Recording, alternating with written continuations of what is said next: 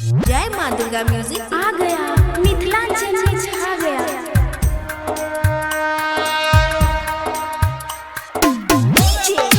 मुन्ना राय हिटकी बाजार मधुबनी। अभी अहाँ सब सुन रहल छी सिंगर राम कुमार जी के आवाज में।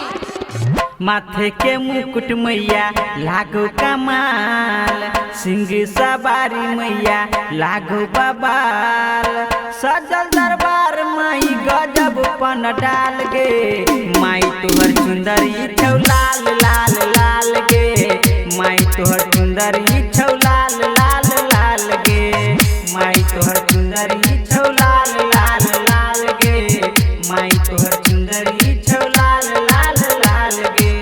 माथे के मुकुट मैया लागो कमाल, सिंह सवारी मैया लागो बबाल, सजल दरबार माई गजब पन डाल गे, माई तोहर सुंदरी छौ लाल लाल लाल गे, माई तोहर सुंदरी छौ लाल लाल लाल गे, माई तोहर सुंदरी छौ लाल लाल लाल गे, माई तोहर सुंदरी छौ लाल लाल लाल गे।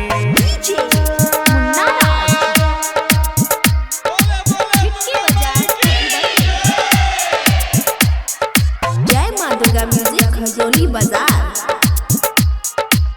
मैया के महिमा छै गजबे निराला, हर छै दुख माई खोले भाग्य ताला, हर छै दुख माई खोले भाग्य ताला।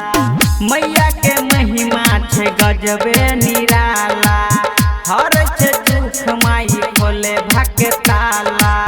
कहिया तू सुनबे हमर दिल के हाल गे, माई तोहर सुंदरी छौ लाल लाल लाल गे, माई तोहर सुंदरी छौ लाल लाल लाल गे, माई तोहर सुंदरी छौ लाल लाल लाल गे, माई तोहर सुंदरी छौ लाल लाल लाल गे।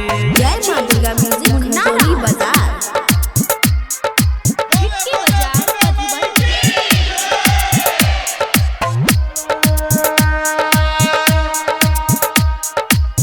तोरा चढ़ेबो मैया फूल कहार गे, गायक राम कुमार के क दे बेरा पार गे, गायक राम कुमार के क दे बेरा पार गे।